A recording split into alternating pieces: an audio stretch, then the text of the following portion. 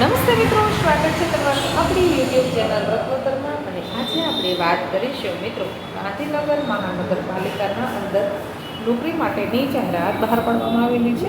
તો ચાલો મેળવીએ તેના વિશે વિગતવાર માહિતી. આપણે આ વિડીયોના અંદર વાત કરીશું કેટલી તારીખે છે એ આ ભરતીના અંદર ઓનલાઈન ફોર્મ ભરવાની છેલ્લી તારીખ કઈ છે, કેટલો તમને પગાર ચૂકવવામાં આવશે, કઈ જગ્યા માટે આ જાહેરાત ખાલી છે અને શું શૈક્ષણિક લાયકાત માંગેલી છે.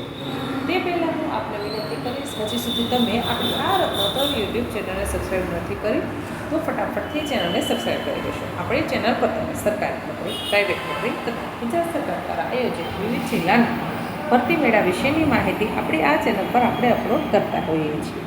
વાત કરીશું પ્રોગ્રામ કોર્પોરેશન મેનેજમેન્ટ યુનિટ અંતર્ગત છે એ લેબ ટેકનિશિયન ટીબી પ્રોગ્રામ માટે નોકરી માટેની આ જાહેરાત બહાર પાડેલી છે.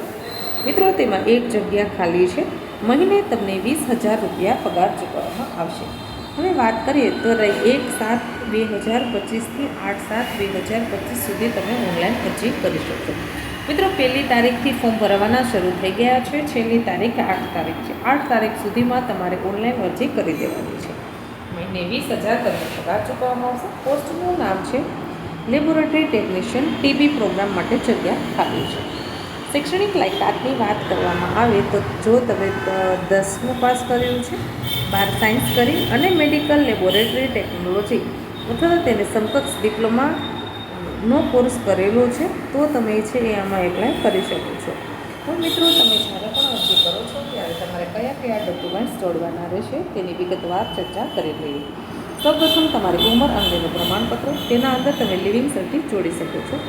ત્યારબાદ તમારું 10મા ધોરણનું રિઝલ્ટ, 12મા ધોરણનું રિઝલ્ટ, મેડિકલ લેબોરેટરી ટેકનોલોજી એટલે કે તમે જે બીએસસી માઇક્રો કર્યું છે અથવા તો ડીએમએલટીનો કોર્સ કરેલો છે અથવા તો મેડિકલ લેબોરેટરીને લગતો તમે ડિપ્લોમા અથવા તો કોઈ બીજો કોઈ પણ કોર્સ કરેલો હોય તો તેના તમારે પ્રમાણપત્ર તેના અંદર જોડવાના રહેશે.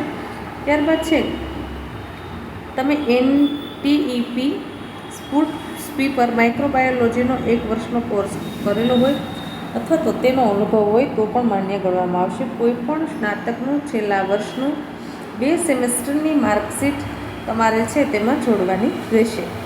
સ્નાતકની ડિગ્રી સર્ટિફિકેટ, કોમ્પ્યુટર અંગેનું સર્ટિફિકેટ જોડવું ફરજિયાત છે. મિત્રો, 40 વર્ષથી વધારે તમારી ઉંમર હોવી જોઈએ નહીં. હવે તમારે નોકરી માટે અરજી સીધી ઓનલાઈન જ કરવાની છે, ઓફલાઈન અરજી કરવાની રહેશે નહીં. તો ઓનલાઈન અરજી કઈ રીતે કરવાની છે તેના વિશે ચર્ચા કરીએ.